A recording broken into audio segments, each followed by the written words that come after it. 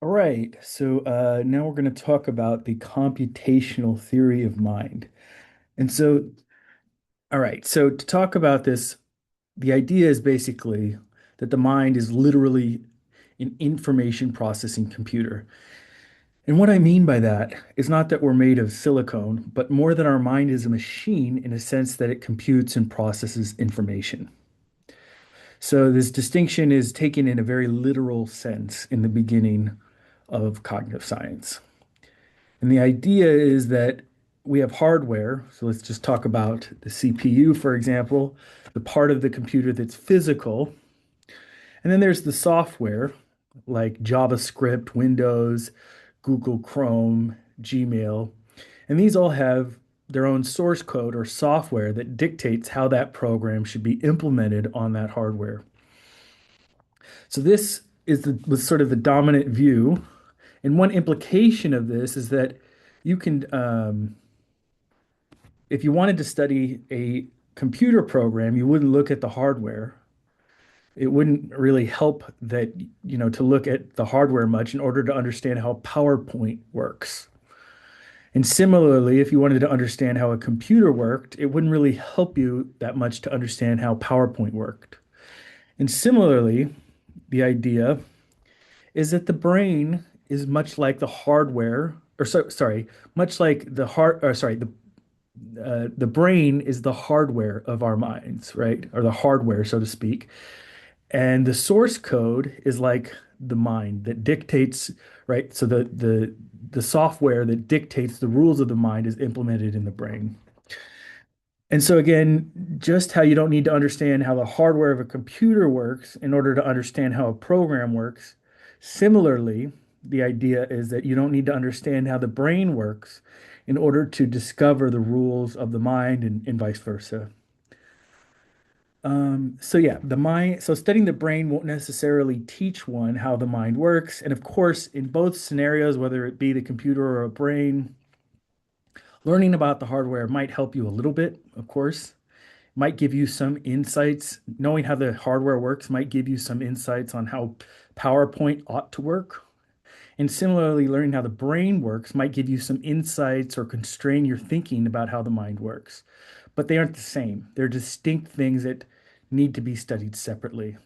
And so cognitive scientists would say that if we could just understand the rules of the mind, we could implement those rules on any suitable medium, whether that medium is a brain or whether it's a computer. It doesn't matter as long as we can somehow implement the rules of the mind.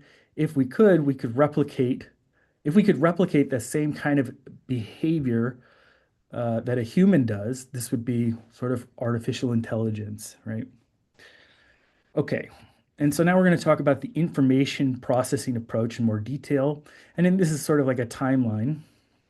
And so in the 1950s to the 1970s, the information processing approach was the dominant view. So when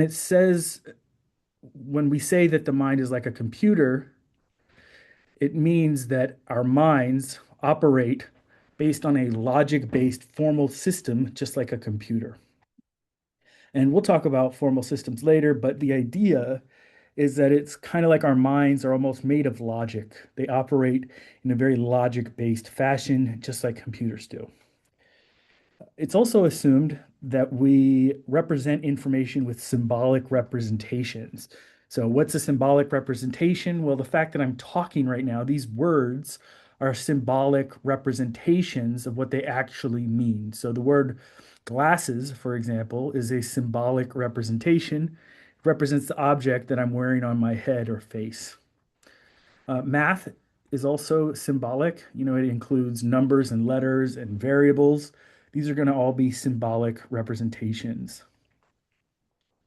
But more specifically, the sort of dominant view or the dominant type of representation that was talked about is what we call propositions. And again, we're going to talk about propositions later, but a proposition is kind of like a sentence. It's not quite a sentence, but it's sentence-like, okay? And that's how we represent information with propositions.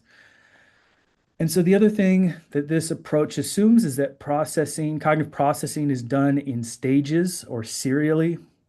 And serial just means things are done in stages and that these stages are independent. And then, you might be asking, what does that mean? That just means that for stages to be independent, it means that one stage of processing occurs, and then only once that stage of processing has been completed does the next stage occur, right? So that also means that if I do the first stage of processing rapidly, that's going to have no effect on how fast I do the second stage. And again, we'll talk more about this later, but that's the idea. That's just sort of the abbreviated version. And these processes are thought to be modular or informationally encapsulated. Again, we're going to talk about modularity in more detail, but modularity has a lot of aspects to it. And one of the defining characteristics of a modular process is that the process is informationally encapsulated, which means that the input for one process is going to be very limited to what it needs to be told. So, in other words, if a process is informationally encapsulated, it means it gets limited information from the rest of the mind. And then it usually does something very specialized, which also allows it to be more efficient. Again, we're going to talk more about this later in detail. Um, okay, and so then the other thing that this view sort of endorses is that the mind is multiply realizable. What does that mean? It just means that the mind can be realized in multiple substrates or mediums.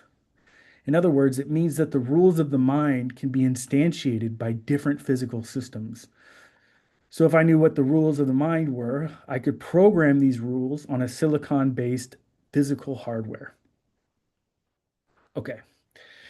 And then I don't want to say that the brain is irrelevant, even though it says it here. That's just sort of a shorthand idea.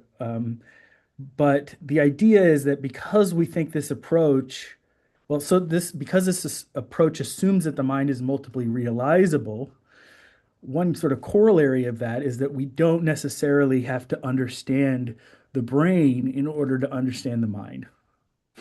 Again, so I don't want to say it's irrelevant, but the point here is that you can study the mind without having to study the brain, and you can study the brain without having to study the mind. And then another way of putting this is that psychology would never collapse into neuroscience, and neuroscience would never collapse into psychology. They'll be distinct fields in their own right. But the important thing is that according to this view, our minds are not simply reducible to neural activity, and there's something more that we have to understand about it. In other words, we can't look at neural activity to understand the mind. Okay, and then in the next video, we'll talk about connectionism.